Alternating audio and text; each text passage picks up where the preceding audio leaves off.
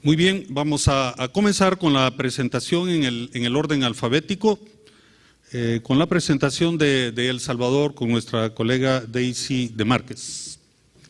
Por favor, Daisy, muchas gracias.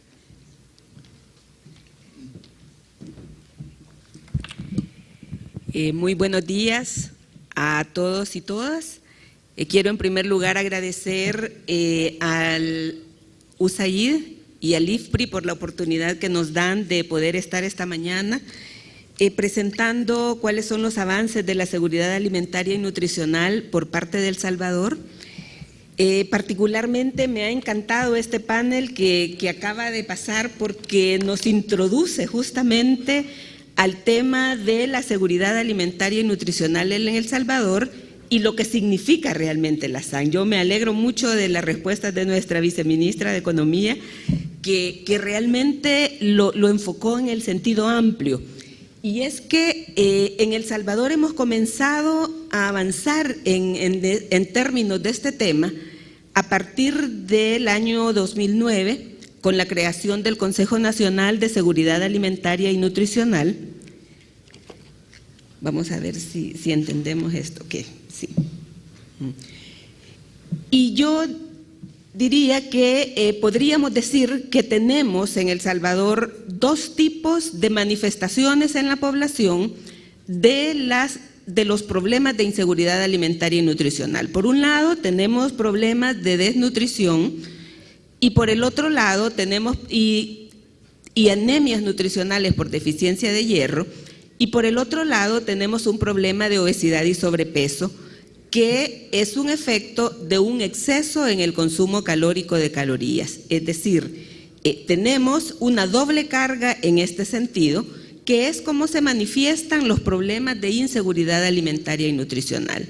Pero este es un problema que, como bien lo decían en el panel anterior, no es un problema solo de agricultura, ni es un problema solo de nutrición. Realmente el problema de inseguridad alimentaria y nutricional aborda una serie de aspectos. Por razones de tiempo creo que vamos a pasar, creo que no es esta la última presentación, pero bien, vamos a avanzar en este sentido.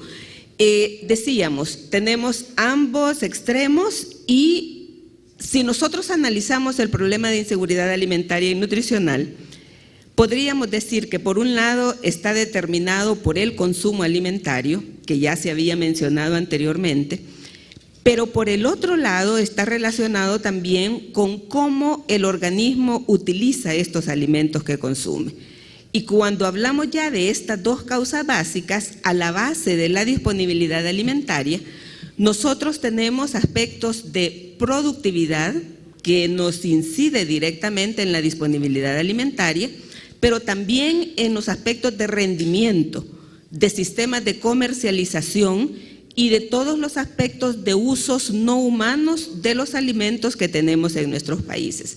Pero tiene que ver mucho también con niveles de ingresos y tenemos un porcentaje de la población que está en extrema pobreza, como bien se mencionaba, que por definición es aquella población que no tiene acceso a la canasta básica alimentaria mínima. Entonces tiene que ver con niveles de ingreso, tiene que ver con índice de precios de bienes y servicios y de precios de alimentos, y tiene también que ver con niveles de empleo y subempleo que también nos afecta como población.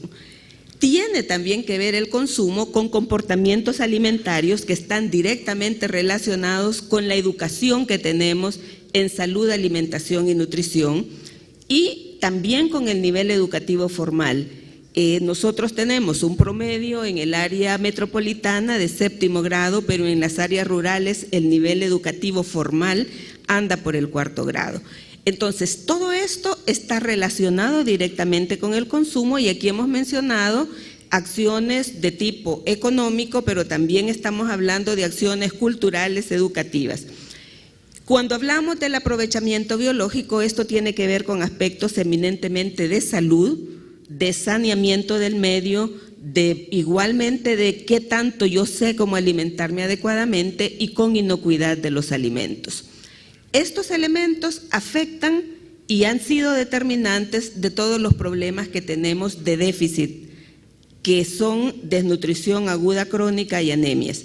Cuando hablamos de la carga extrema, que es obesidad y sobrepeso, además de la educación y del comportamiento alimentario, también tienen que ver aspectos de sedentarismo y de patrones que hemos copiado de otras culturas en términos de nuestro patrón alimentario.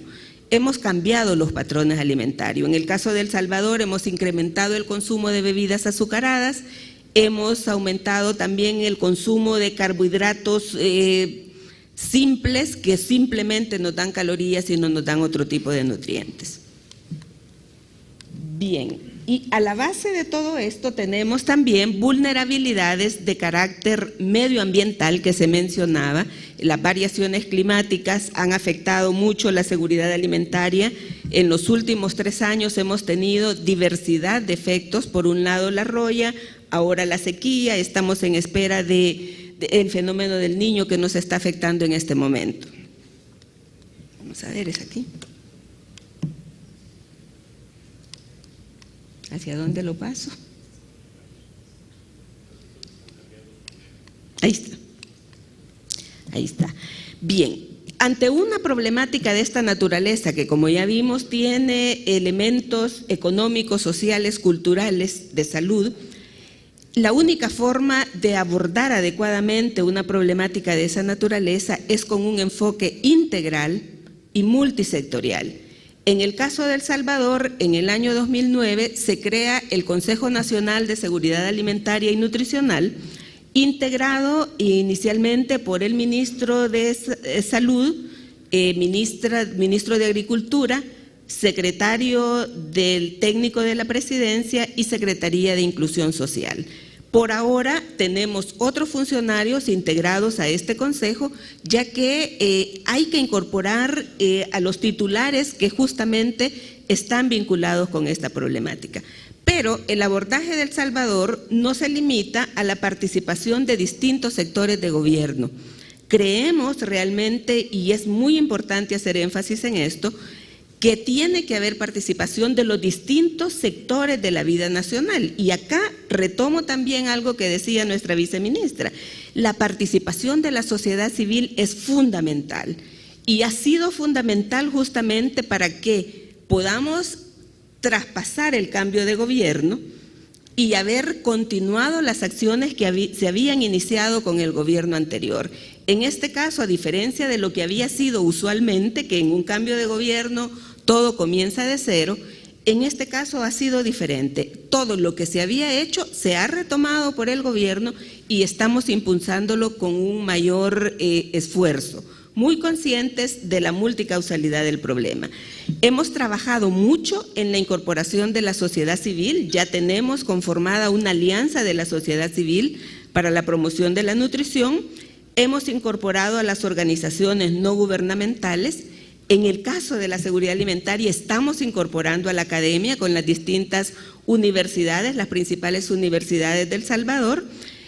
Hemos incorporado a la cooperación, estamos trabajando muy de lleno, de hecho hemos nacido de la mano con la cooperación internacional y estamos incursionando una coordinación con el sector privado. Es la única manera en que nosotros vamos a poder impactar los indicadores nutricionales, que es la forma de manifestación de esta inseguridad alimentaria. Ahora, ¿cómo se ha avanzado? Después de la creación de este Consejo Nacional de Seguridad Alimentaria, se crea una política nacional de seguridad alimentaria y nutricional con una consulta amplia para poder recabar los principales elementos para la formulación de esta política. La política tiene como objetivo garantizar el derecho a la alimentación adecuada de la población, con énfasis en aquellos grupos más vulnerables, y tiene 7 ejes estratégicos. Vamos a avanzar en este sentido. Estos ejes estratégicos de la política se han retomado en un plan quinquenal intersectorial de seguridad alimentaria y nutricional que aborda los distintas determinantes de la problemática de inseguridad alimentaria.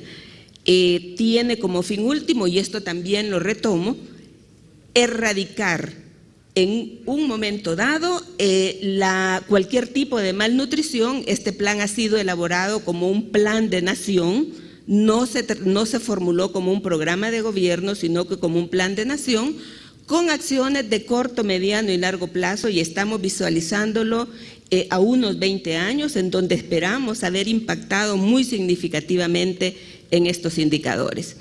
¿Cuáles son los objetivos que pretendemos en cada uno de estos ejes? El primer eje está relacionado con mejorar la disponibilidad de alimentos. ¿Y qué es lo que esperamos? Una disponibilidad alimentaria permanente y sostenible en el tiempo. El segundo está relacionado con mejorar el acceso económico y físico de los alimentos a la población, y el objetivo es mejorar de forma gradual las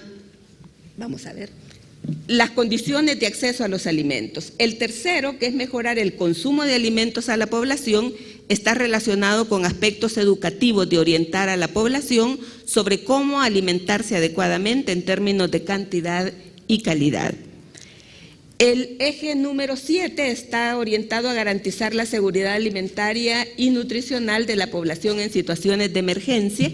Somos un país muy vulnerable, como decimos, y es importante tener y desarrollar estos mecanismos para poder dar una respuesta oportuna, tanto en las fases de emergencia como en las fases de postemergencia.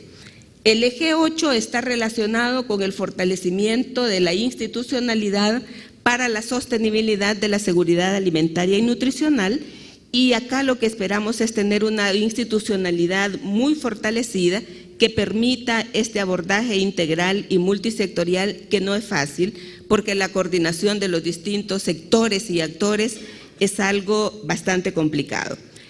Se nos queda el 4, 5 y 6, el 4 y el 5 está relacionado con la atención a grupos de población en riesgo o que ya estén afectados, y con la prevención de este tipo de déficit o excesos en la alimentación y la nutrición. El 6 está relacionado con la vigilancia, monitoreo y evaluación de la seguridad alimentaria y nutricional. Hemos avanzado mucho en esto, contamos ya con un observatorio que está en desarrollo y tenemos un sistema de información que da seguimiento a 56 indicadores que están analizando los indicadores de las condiciones nutricionales de la población y de las distintas determinantes de las cuales contamos con información. Esto es un sistema alimentado por las distintas instituciones de gobierno, agricultura, economía, salud, etcétera. Y esto ha sido hecho con apoyo de el Programa Mundial de Alimentos, que nos apoyó en el año pasado, y el Programa Regional de Sistemas de Información de la Secretaría General del SICA. Veamos, ¿cómo hemos implementado esto? Bueno, hemos avanzado desarrollando la institucionalidad, hemos trabajado en crear una visión de conjunto de los distintos actores y sectores participantes, hemos desarrollado y fortalecido capacidades de los distintos actores involucrados, hemos hecho una sensibilización de los distintos actores, desarrollado este sistema de monitoreo y evaluación, hemos trabajado mucho en posicionar el tema de la seguridad alimentaria y nutricional como un elemento importante para el desarrollo humano y para el desarrollo económico y social del país. El no contar con esto nos deja secuelas que acompañan al individuo para el resto de su vida, con un problema de baja productividad y baja capacidad cognitiva que lo limita en su calidad de vida para siempre. Hemos comenzado desde ya en la implementación de acciones intersectoriales a través de planes operativos institucionales, y a finales del año pasado hemos comenzado ya con los planes intersectoriales de seguridad alimentaria y nutricional a nivel departamental y a nivel municipal, comenzando en uno de los departamentos, que es Chalatenango. Y allí ya contamos con un plan departamental y hemos iniciado el proceso con los 12 municipios que tienen mayores prevalencias de desnutrición crónica. Este es el modelo de los distintos niveles. Se ha difundido el plan estratégico con los 14 gobernadores departamentales y luego se inició este proceso del plan departamental para luego pasar a los planes municipales. ¿Cuáles son las prioridades que en este momento se plantean? Por un lado, en términos de comercio interregional, nosotros creemos que es importante fortalecer las políticas de incremento en la producción de alimentos y mejoramiento en el sistema de comercialización a nivel nacional y regional. Obviamente, el incrementar la producción de alimentos a nivel interno es fundamental, ya que somos uno de los países más dependientes en términos alimentarios. Y por otro lado, el fortalecimiento institucional que facilita el flujo comercial de alimentos entre las regiones. ¿Cuáles son las barreras? Bueno, tenemos sistemas de comercialización que privilegian a los intermediarios, pagando precios pequeños a los pequeños productores y llegando con precios altos a los consumidores. En nuestros planes está el fortalecimiento de capacidades para la implementación de las políticas, para el incremento de la producción de alimentos y el intercambio de experiencias para el incremento de la comercialización alimentaria. En términos de vulnerabilidad ambiental, una de nuestras prioridades es el fortalecimiento de los mecanismos de alerta temprana en situaciones de riesgo de inseguridad alimentaria por variabilidad climática. Nuestro sistema de información cuenta con una vinculación con los pronósticos de clima que nos permiten analizar cómo va a afectar la seguridad alimentaria en los próximos 3 meses.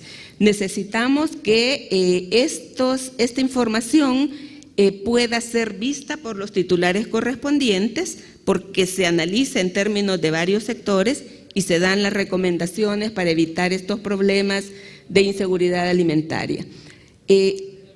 Otra prioridad es el fortalecimiento de la coordinación de los responsables de la vigilancia de la variabilidad climática, protección civil y seguridad alimentaria y nutricional para un mayor impacto de las acciones intersectoriales y el desarrollo de mecanismos para detección y atención rápida de población en inseguridad alimentaria y nutricional por situaciones de emergencia. A través del Consejo Nacional de Seguridad Alimentaria en las distintas emergencias, ya tenemos un mecanismo para poder de forma intersectorial responder a esta situación. Se hace relativamente fácil identificar población afectada, es mucho más complicado llegar posteriormente a identificar dentro de esta población quienes han sido afectados en su inseguridad alimentaria y nutricional, y allí es donde nosotros requerimos mayor apoyo. ¿Qué barreras tenemos? Pues falta de cumplimiento oportuno a las recomendaciones de estos foros regionales y nacionales, falta de reglamento. Yo diría que más que falta de reglamento puede ser el cumplimiento de las normativas que en este momento se han implementado para el abordaje intersectorial, y la debilidad de la organización local para poder identificar las familias afectadas y poder dar atención a las emergencias alimentarias.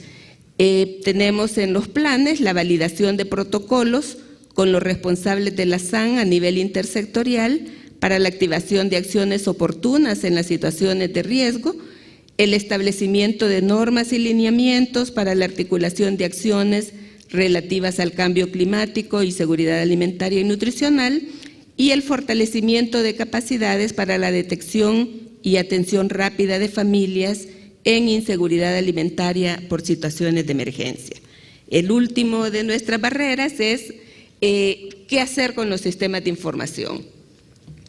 Estamos dándole prioridad al fortalecimiento de los sistemas de información en SAN a nivel departamental y municipal. Si bien tenemos un sistema de información que recoge los principales indicadores a nivel nacional, a nivel departamental y municipal hay escasez de información, y esto hay que trabajarlo para poder tener diagnósticos y poder tomar las decisiones en base a una información. También el desarrollo de un sistema de monitoreo y evaluación para la implementación de acciones en los planes de SAN es una de nuestras prioridades.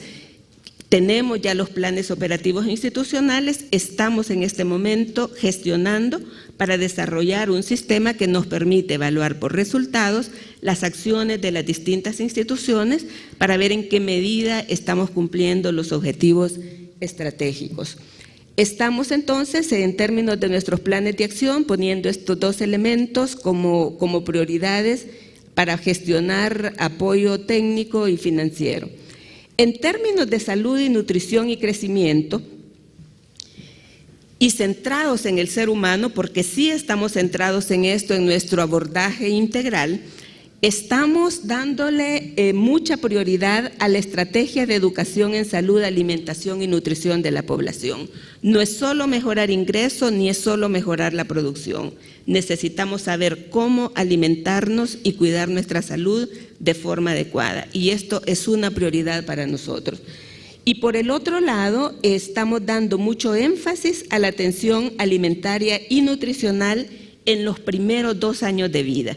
Está comprobado que cualquier problema nutricional de déficit en este periodo particularmente deja secuelas permanentes y mayores que en cualquier otra etapa de la vida en términos de la capacidad cognitiva y capacidad productiva. Entonces, enfatizar en este periodo nos permitiría tener una nueva generación de salvadoreños con un desarrollo pleno de su potencial cognitivo, de crecimiento y desarrollo físico y capacidad productiva.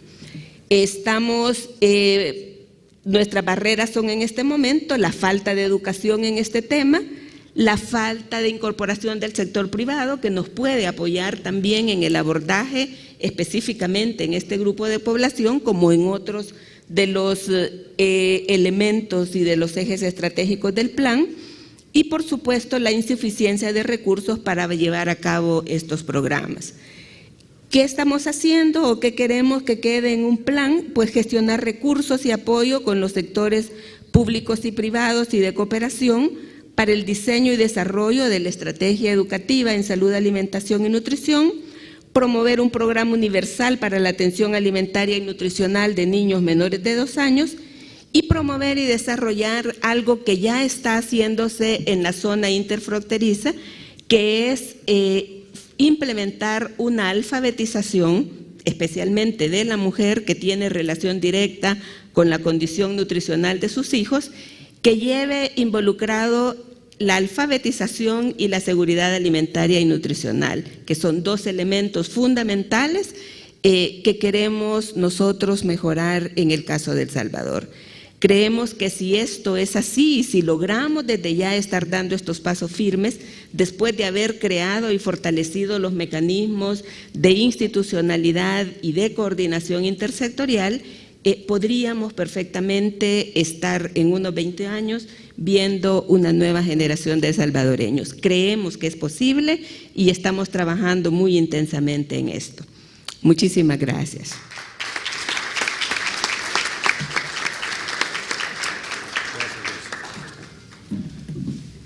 Muchas gracias a nuestra colega Daisy de Márquez, de la Dirección Ejecutiva de la Comisión Nacional de Seguridad Alimentaria de El Salvador. Y damos paso en el orden alfabético a la presentación de la Secretaría de Seguridad Alimentaria y Nutricional de Guatemala, y le pedimos a nuestro colega Germán González para que haga la presentación correspondiente.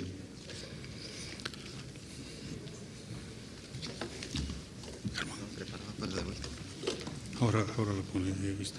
Ok, gracias.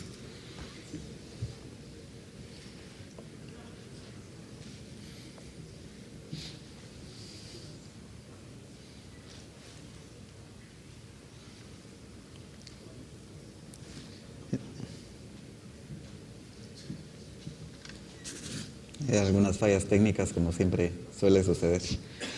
Muy buenas tardes a todos. En lo que pone la presentación, un saludo del Gobierno de la República de Guatemala, al cual me honra representar en este momento, y también un saludo del Secretario de Seguridad Alimentaria y Nutricional, Luis Enrique Monterroso, que por razones de una prioridad del país en cuanto a la atención a la sequía, tiene unas funciones de coordinación en este momento en Guatemala.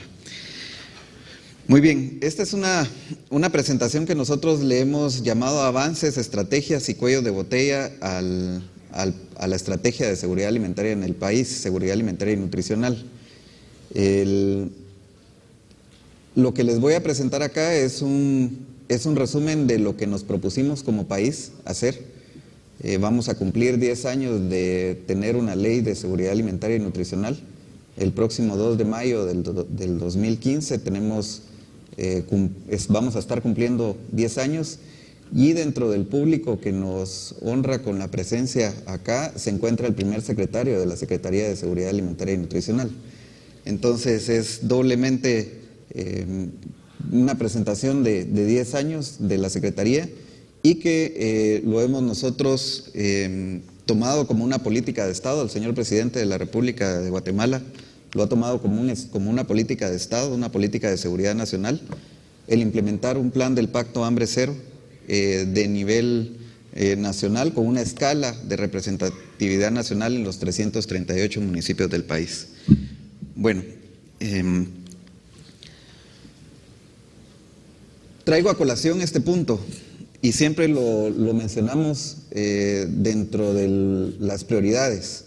Dentro de las prioridades de muchos de nuestros países está la estrategia de seguridad ciudadana, pero muy pocas veces nos ponemos a pensar que muchos de los problemas que se están dando, de los problemas de seguridad, tienen una raíz de fondo, y que la seguridad alimentaria y nutricional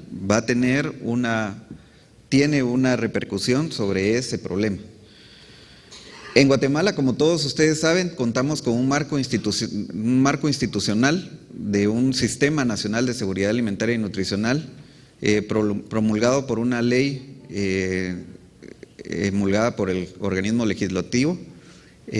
Contamos con una Política Nacional de Seguridad Alimentaria y Nutricional, a la cual estamos dando cumplimiento y estamos ejecutando a través de un plan estratégico. Y ese plan estratégico, durante estos casi 32 meses, se ha llamado Plan del Pacto Hambre Cero. Uno de los principales retos es la coordinación, y aquí les voy a ejemplificar varios de los retos que seguramente ustedes tienen en sus países en cuanto a la coordinación. Cuando hablamos de disponibilidad de alimentos, tenemos que coordinar entre diferentes instituciones. Si vamos moviéndonos dentro de los pilares, coordinar en acceso a la población a los alimentos ya involucra más instituciones. Es un ejemplo de todas las instituciones que trabajan en seguridad alimentaria y nutricional en mi país, pero similar situación puede suceder en sus países. Prevención y tratamiento de la desnutrición, entran otras instituciones.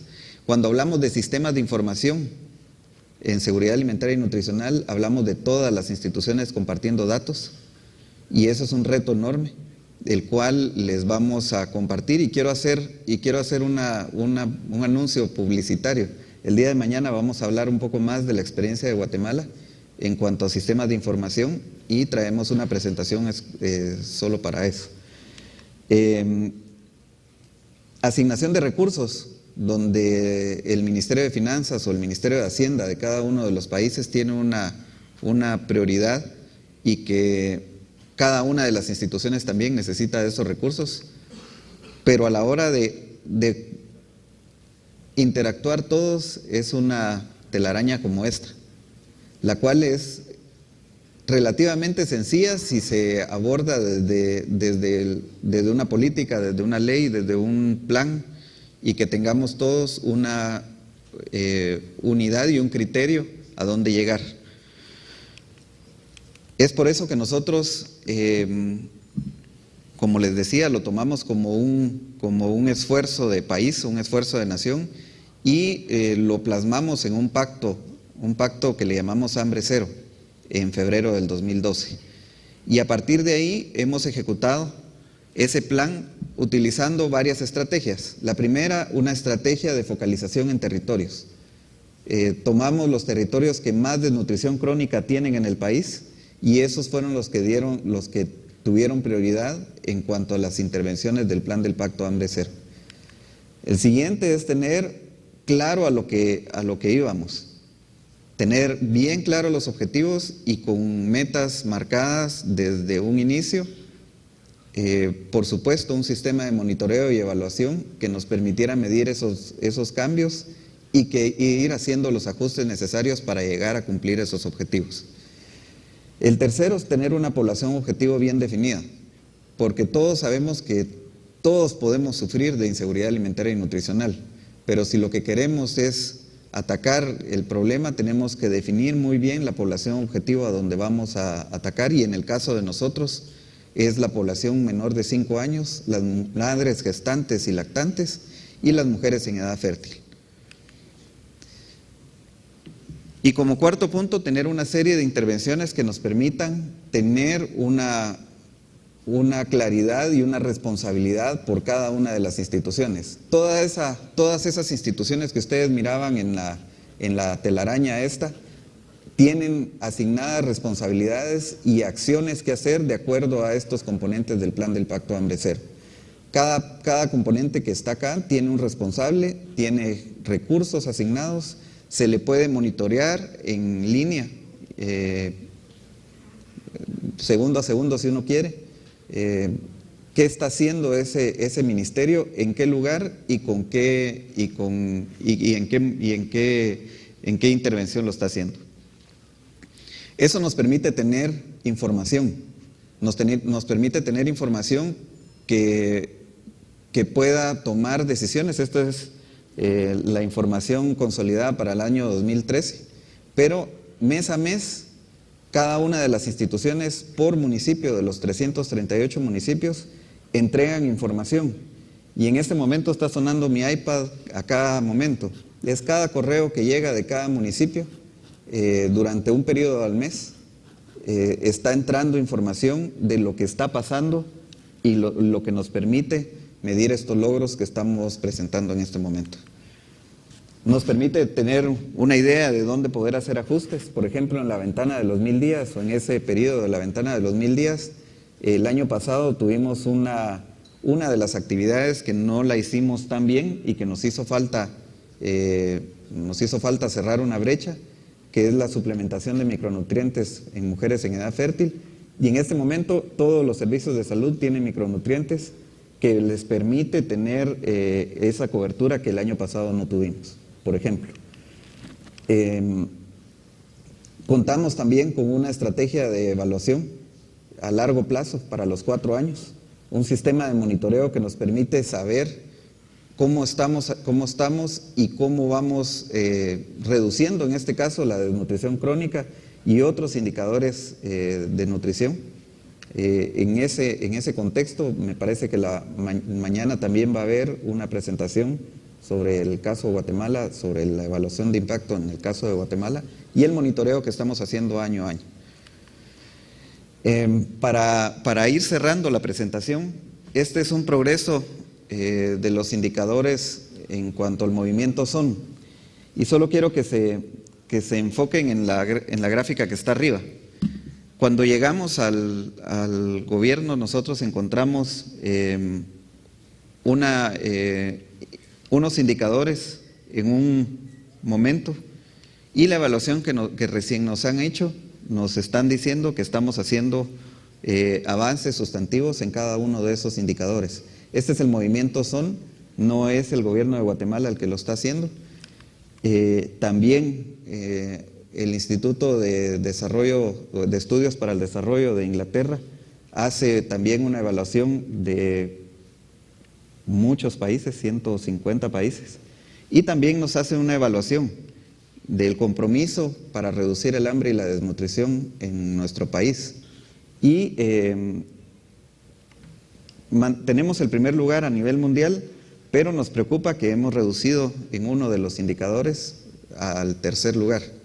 Este es el compromiso que los gobiernos tienen para el país, para reducir hambre y desnutrición, y tenemos que hacer ajustes para volver otra vez al primer lugar en un año.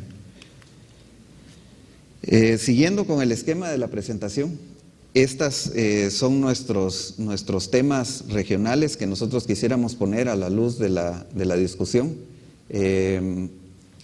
trabajar en el comercio intrarregional, otra vez con sistemas de información eficientes, que permitan tomar decisiones oportunas, sobre todo en este momento que tenemos una crisis en Centroamérica de sequía y que seguramente el comercio intrarregional se va a ver afectado por esa crisis de sequía. Además, tenemos un fenómeno del Niño que no está declarado. Leyendo el último boletín que salió el día de ayer de la Organización Meteorológica Mundial, ya le está dando 60% de probabilidades de que pueda haber un fenómeno del Niño estableciéndose en la región. Entonces tenemos que pensar en que tenemos que consolidar nuestra información y poderla compartir regionalmente. La vulnerabilidad climática también, eso nos lleva de un punto al otro. Tenemos que hacer que se ejecuten los planes sectoriales. Ya no más hacer planes, sino ejecutarlos y tratar la manera de poder evaluarlos de manera intensa.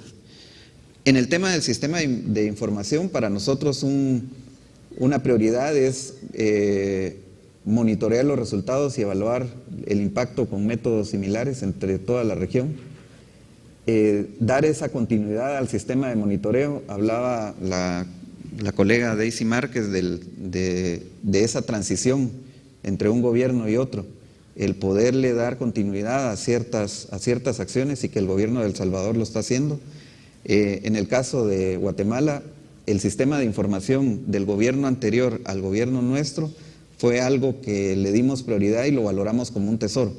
Y es por eso que ahora tenemos un sistema de información fortalecido con muchos retos, con muchos ajustes que hacer, pero que seguramente nos van a llevar, y ese es nuestro plan de acción, a tener un protocolo de flujo constante de datos a un sistema en línea y un fortalecimiento institucional de métodos de medición en alimentación y nutrición, sobre todo las instancias generadoras de datos en los países. Y por último, una estrategia de continuidad de todas las intervenciones del Plan del Pacto Hambre Cero. Y ahí hablo de la estrategia de sostenibilidad del pacto y una implementación de la estrategia de comunicación de los avances de la implementación del Pacto Hambre Cero. Con eso terminaría la presentación. Muchas gracias.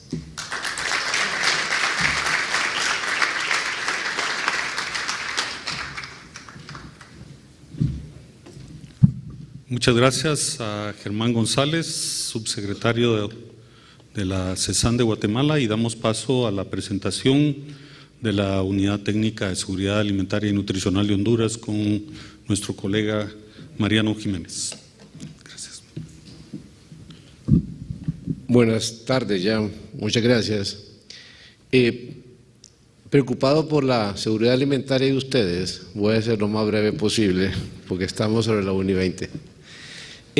Escuchando las intervenciones de los dos colegas, nos damos cuenta que este es un tema muy parecido en todos los tres países de Centroamérica y estoy seguro igual en Nicaragua. Nosotros vemos esto de varios puntos de vista. Uno, este es un programa que tiene que tener una visión de más de 4 años y el ministro Rivera mencionaba antes el plan de nación, la visión del plan de país, la visión que tenemos al año 2038. Después, los esquemas tienen que ser flexibles porque en la medida que vamos avanzando en el análisis y en la administración de la seguridad alimentaria, buscando reducirla, tenemos que ser flexibles. Y después tenemos que tener un liderato a nivel nacional en el gobierno. Y en este caso, aquí tenemos a la designada, tenemos 2 ministros que demuestran el interés que tiene el gobierno y el presidente en este tema. Además, sabemos y lo hemos visto en las otras presentaciones que esto tiene un alcance intersectorial, no solo la generación de ingresos, ni la salud y nutrición, la mejora de las vías de acceso, que es importante, y hoy lo mencionaban en la mañana, cómo el tener buenas vías de acceso permite que los productores reciban mejores precios y accesen a otros mercados. Después, el diseño y la planificación, que tiene que ser una constante renovación Y dos aspectos que para mí son torales, que uno es el cambio climático, que nos afecta a todos como región, y el otro tema es la educación sexual y reproductiva. Si una niña tiene un bebé a los 16, 17 años, esta niña está condenada a continuar en la pobreza o esa familia. Y ese es un tema que nosotros sentimos que debe ser toral en estos análisis. La visión de país, como mencionaba, tiene 4 objetivos nacionales, 24 metas y hay un plan de nación de 2010 a 2034 que es llevado a cabo por cada uno de los gobiernos. Y esto inició el gobierno pasado y lo hemos continuado en este gobierno. Tiene 4 objetivos nacionales muy claros que en cualquier acción que hace el gobierno los tiene que tener en cuenta para poder que estas políticas tengan prevalencia en el tiempo. Tenemos varios documentos, tenemos una política de seguridad alimentaria, tenemos una estrategia que aterriza esa política y tenemos una ley de seguridad alimentaria y nutricional. Quiero ser claro que estos documentos están abiertos, sencillamente se pueden revisar, se pueden actualizar, tanto la política como la estrategia este año que viene lo vamos a revisar para actualizarlo con las acciones que estamos llevando. Tiene además, y lo hemos visto en las otras presentaciones, un alcance intersectorial porque tenemos otras políticas que tienen que ver con esta política de seguridad alimentaria, que están en este caso planteadas en esta diapositiva, que son torales para poder llevar a cabo una reducción en el tema de seguridad alimentaria. Honduras, como se mencionó antes, ha logrado reducir 7 puntos la desnutrición crónica, pero estos son temas que todavía están muy sensibles. Tenemos el problema de la sequía que nos puede volver a llevar a tener desnutrición. Entonces tenemos que buscar programas y políticas que sean permanentes para que esto se pueda ir consolidando en el avance que se va haciendo. ¿Qué es lo que estamos buscando? Normalmente hemos estado haciendo esfuerzos sectoriales dispersos, sin focalización y, como alguien dice, tirando como escopeta. Ahora estamos buscando un enfoque integral donde todas esas acciones, teniendo como centro la familia, puedan llegar a llevar a esos lugares un desarrollo y una seguridad alimentaria y que todas estas acciones estén articuladas. Aquí hay un ejemplo de lo que estábamos haciendo antes. Ustedes pueden ver acá todas las acciones que se hacían a través de las diferentes secretarías e entidades de gobierno y cómo ahora, con el nuevo esquema que mencionó el ministro Rivera, tenemos 7 instituciones sectoriales que llevan a cabo acciones. Eso permite una mejor coordinación y sobre todo permite 2 cosas que para mí son importantes: una mejor focalización y una reducción en el gasto de llevar ese beneficio.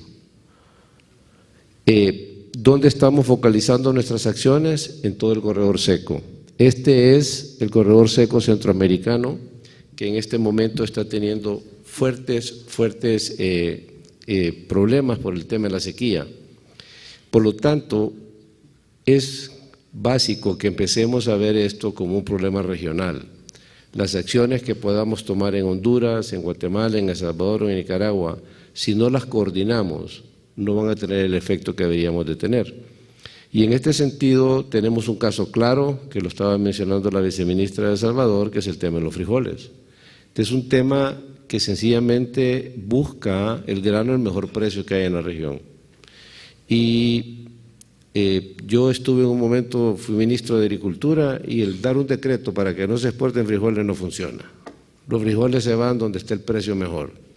Y qué bueno por los agricultores que van a vender bien, siempre que sean los agricultores los que vendan. Entonces, este es un tema que para mí da una opción y una posibilidad de ver temas regionales. Y obviamente el tema de cambio climático es un tema que nos está afectando a todos como región. El efecto de los niveles en el mar es importante. Ayer estaba yo en Catia, en Costa Rica, y me comentó el señor representante de la FAO en Brasil que en unas islas en Samoa, en el Océano Pacífico, perdieron la mitad de su territorio porque subió 1 metro el nivel del mar. y el aeropuerto solo se puede utilizar en marea baja.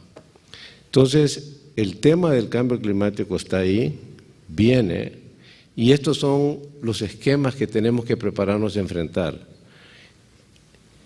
¿Qué es lo que estamos haciendo con la Alianza del Corredor Seco que el ministro Rivera mencionó? Pues la Alianza del Corredor Seco es un esfuerzo entre el gobierno de Estados Unidos, el gobierno de Honduras, el Fondo Mundial para la Seguridad Alimentaria, el GAF, el gobierno de Canadá y la Unión Europea, que estamos colocando casi 189 millones de dólares para accesar esta zona del corredor seco en el área de Honduras.